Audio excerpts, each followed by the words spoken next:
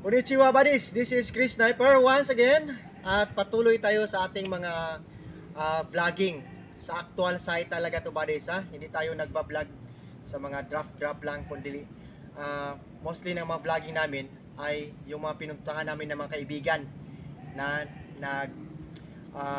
kukuha sa atin para ma-survey at ma-remap ang area. So ngayon nandito tayo sa isang area dito lang po sa Mindanao. At before natin sabihin ang mga anong tawag nito, history ng lugar, tingnan muna natin yung mga kasama natin dito. So ngayon kasama natin ang Team Divine dito sa Mindanao. Bansay Team Divine! Bansay! So I'm praying for successful operation dahil napakaganda buddies. Yun na nga, no? Maraming salamat sir sa mga tropa natin dito, kuya. Okay? Digger, salamat. Ang lupa na ito ay private property. Malaki to, no? Almost 12 hectares. Napakalaki ng lupain. Untouched pa lahat buddies ang mga STM or mga surface trail markers. Then historically, may Japanese encampment dito.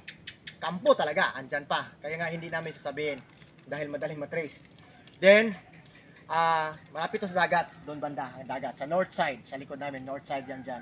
Then dito naman sa may east side dyan, nakuhaan na, no? Yung binablog namin, makita niyo sa vlogging, may nakuha dyan na quick deposit or sa term pa ng mga Pinoy giveaways. Pero ang proper term niyan sa treasure hunting ay 5 terms talaga, quick deposit or deposito na madaling makuha. So hindi lalayag, means ang iba niyan sa bato lang, sa lalim kahoy. Pag maghukay hindi lalalim ng 12 feet hanggang 12 feet na siya. 3 feet, 6 feet, 9 feet up to 12 feet. Yun. Pag 15 feet na kasi iba na yan, shallow deposit or small deposit na ang term yan. Okay? So ito na. Okay? Maraming salamat Team Divine. Good luck. Okay? Okay. So ngayon, itong tinatayo namin, dito natin makikita ang primary benchmark. Itong tinatawag natin na 5 bato. Nakakita namin. 1, 2, 3, 4, 5. Nag-umpok. Actually, may load to dito, buddies, no? May load dito siya. No? Hindi mo natin galawin yan kasi big load to. Itong tinatawag natin na Northern Star. Diba? Nakita niyo yung star? So, may 5 yan na dulo-dulo. Or, sa mga polygons pa, tinatawag siyang Pentagon. No? Pentagon ng CIA. Okay. Special to. Kasi sa formation pa lang ng mga big rocks, 5 ito na nagpaikot. Yan. Mapupurma mong star. So, ito ang primary benchmark natin.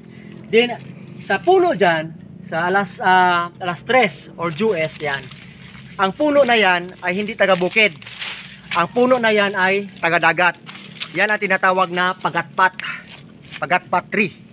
Yung sa likod niya, yan, old tree din yan. Ang tawag dyan ay marang. Oh, marang. So taga-bukid na siya. Itong pagatpat buddies, mabubuhay lang to sa dagat. Pero magtaka ka bakit andito sa bukid.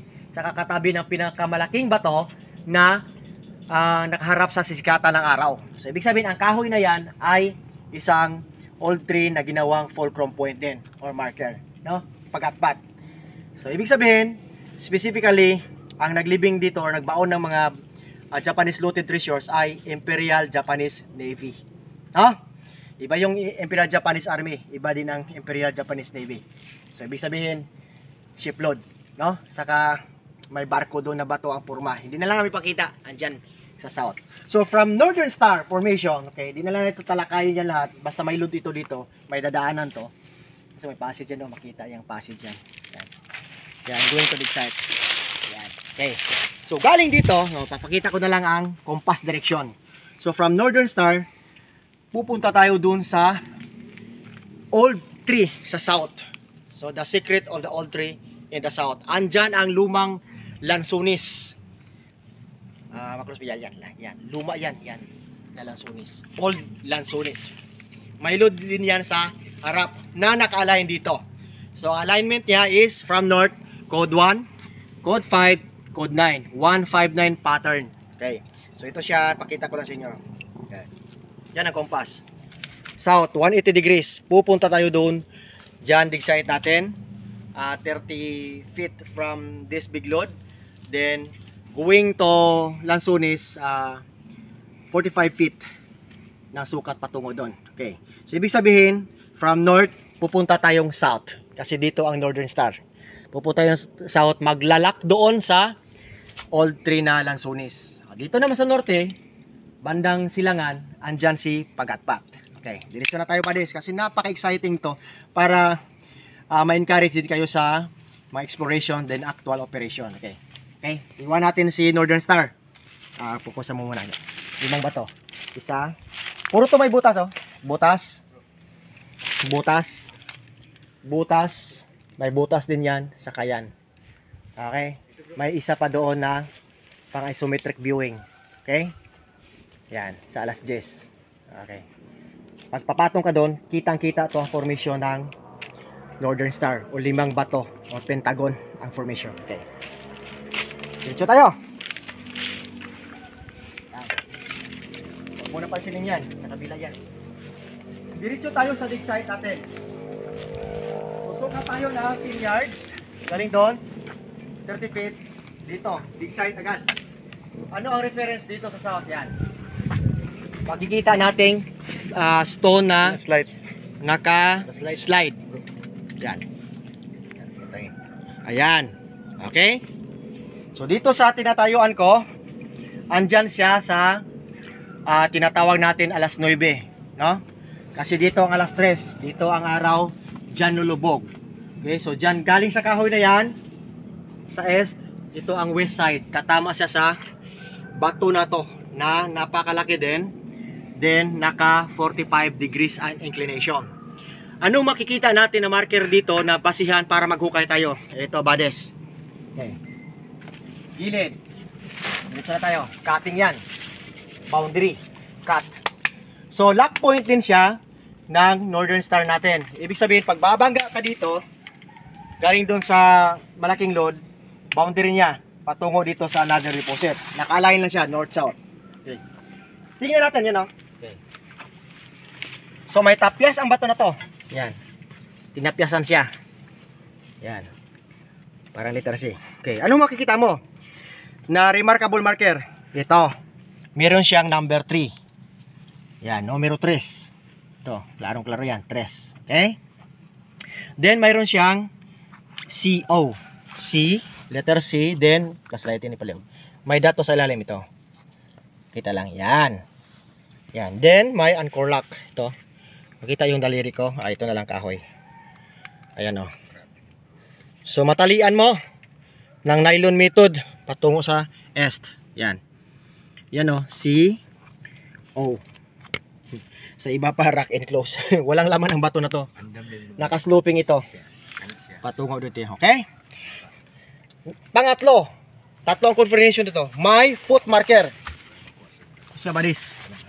Yan. Paa ng bata. Yan o. Paa ng bata. May tikod pa. Yan. Yan. Na may sukat na 5. 5 inches. Dot o. Ang dot niya ha, sa taas pero sloping pa rin. Directional. Hindi yan bilog. Parang oblong. Directional. Ito, klarong-klaro na paa ng bata. Position 45 degrees to the side. Okay. So, yan na.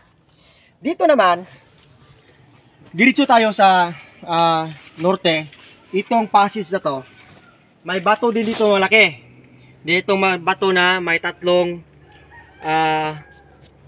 visible marker for direction na to the site. Ito siya, malaking heart ito. Pero hindi na natin doon makikita siya sa isometric sa kabila. May passage siya na ginawa ito. Then, kung titingnan mo dyan, nakalock. So, ibig sabihin, hindi ka na didiretso. Ang kurma nito, may passage dyan, may passage sa kadiretso dito. Letter Y. Yan tinatawag natin na here sign. Or dito lang. Nag-letter Y ito. Dito may lock pa rin, pero magbiyak to. Ano?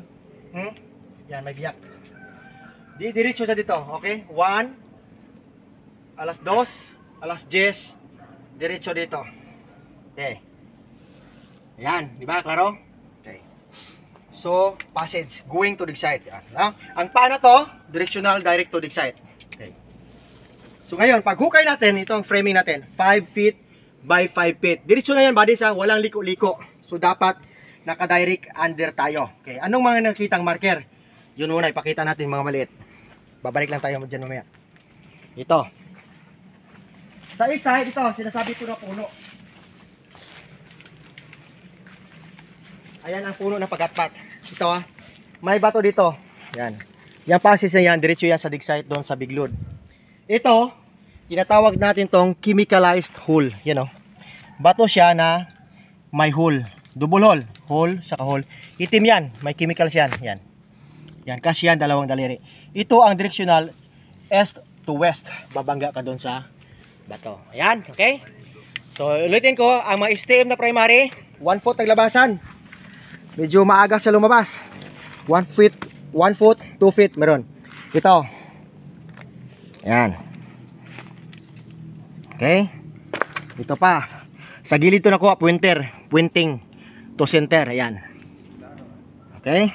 Ito, V-cut. Tawag natin na V-cut. Ibig sabihin, under. Letter C. Portal. Letter V. Ayan.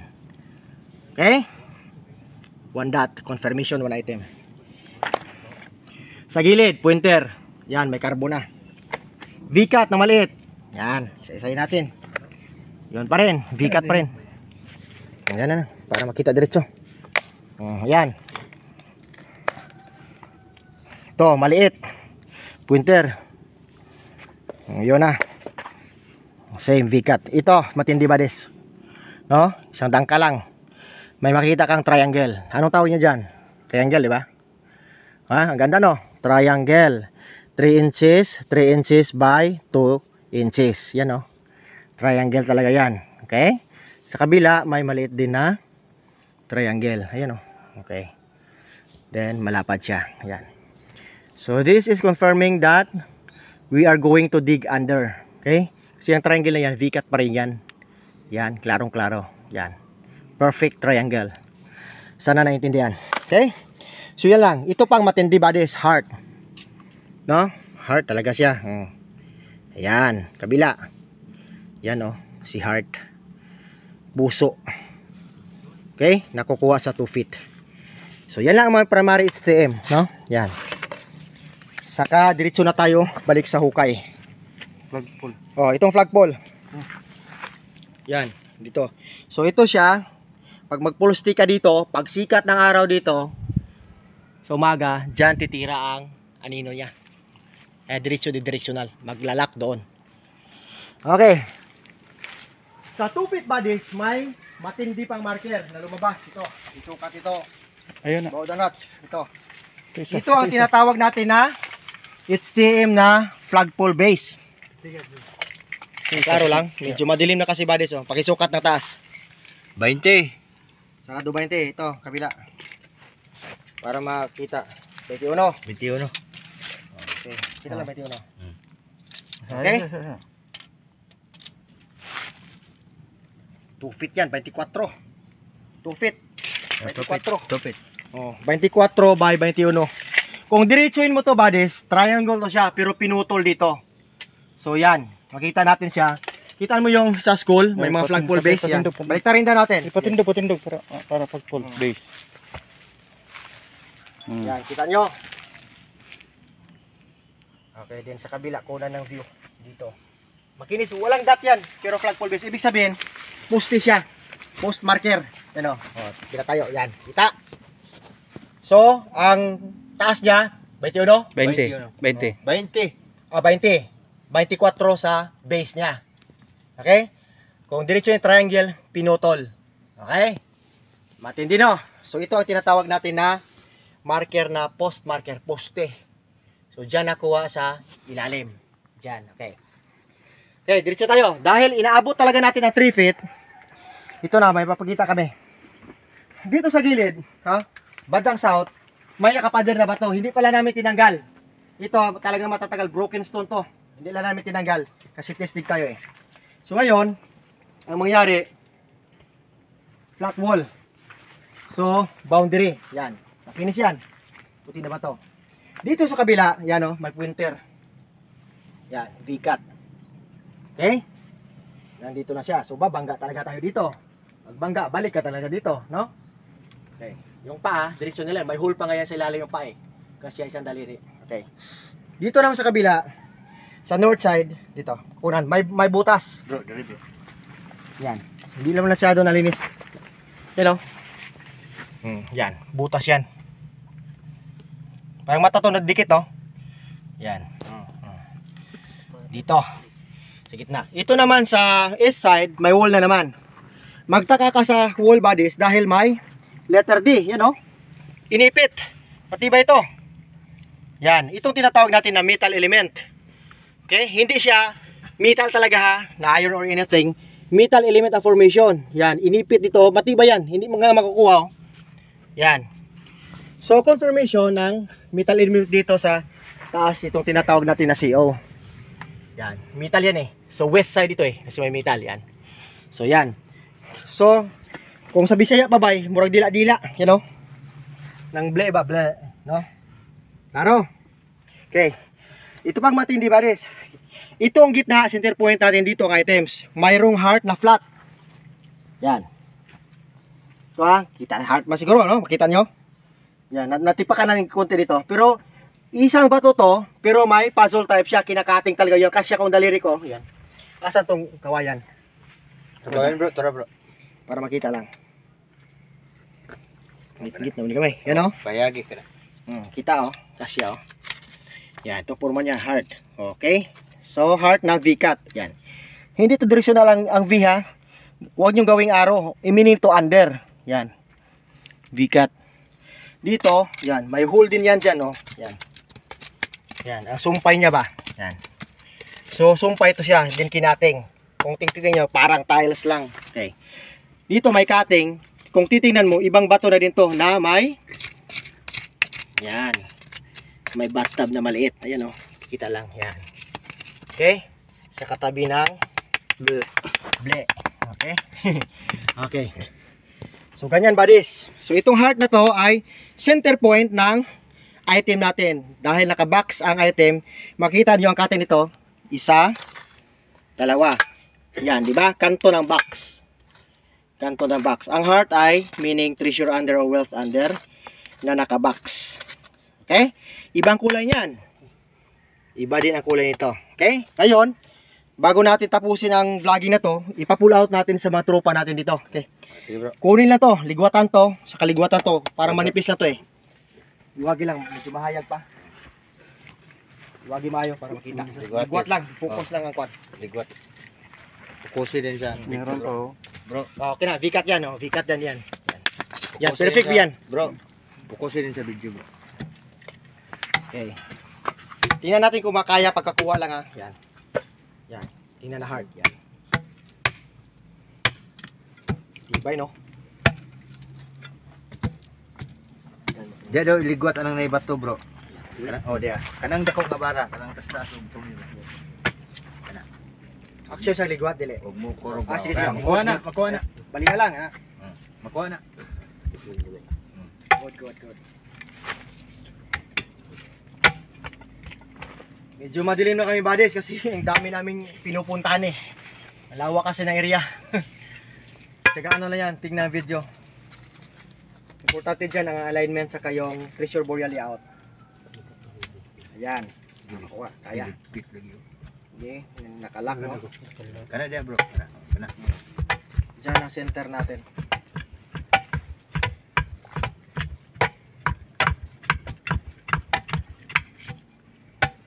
Kani dang taas bro, para makahunat ka bro. Mabara. Baylo raw mo. Mabawog. Basta balik. Alog. Sige lang, pag di makaya na lang. Kuhaan yung letter D daw eh. Di na, nakalak mo gud eh. Mabali na bro. Oh. Sige, i-try lang sa ilaw. Karing gamay nga letter D. Kani bro, kanang gatibaw kana. Kaya kinahanglan kuhaon ni siya bago makuha ang heart. Na. Okay, pero mauyog naman siya. Kani dili ni matanggal ang dila-dila. Kahit kayo no? Ay lang pagbuka. Bango ka. Bango pa gaw. Kasi daw Sige, at bangi. Pag makuha ng heart, makuha po ng dila. Kay mamay nagpugong ito nga. Tama na sana. Okay. Tsagaan na lang natin. Flashlight na kami buddies. Kasi almost mag alas 6 na. Yes, sir.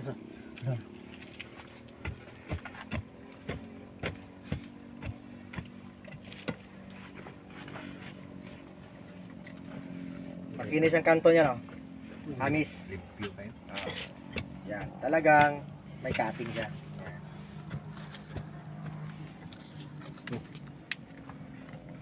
Sige, dugang bro. Dungan daw. Sabi niya Oh, kung dugan. ipis. Baga man dyan eh.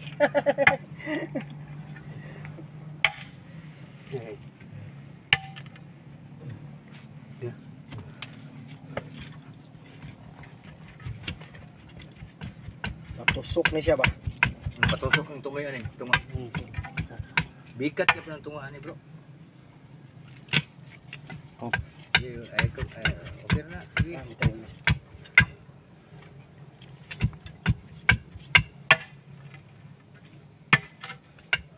Kang ano. Kahit hindi ma-pull out, baliktad lang siya ba? Tingnan natin sa ilalim niya.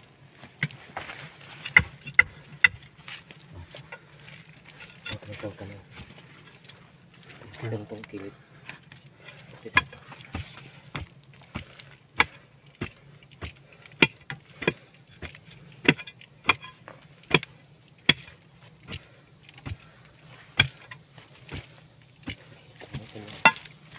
Larong kanto no?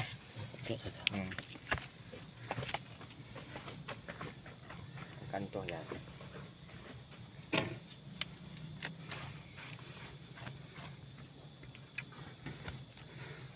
Say lang. Basi na yun ang manguhit ha. Magalasay ka ba yan?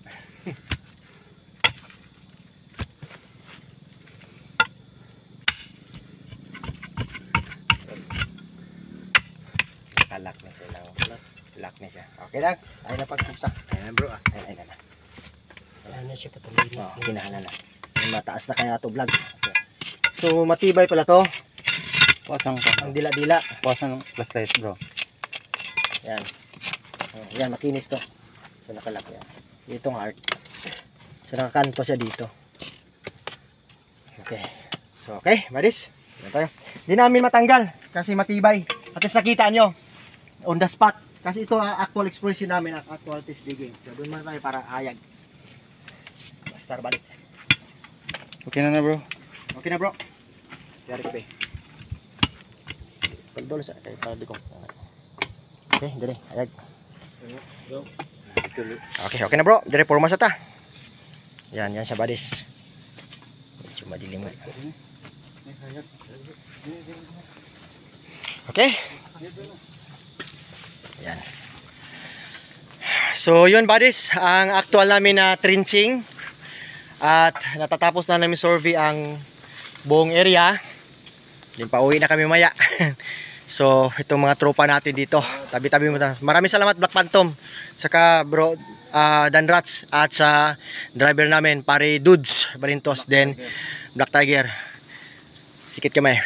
At siyempre maraming salamat sa mga tropa natin dito, ang Team Divine. We are praying for successful operation and safety retrieval. Bansay Team Divine! Bansay! Okay, once again, this is Chris Sniper saying it's sleep and explore.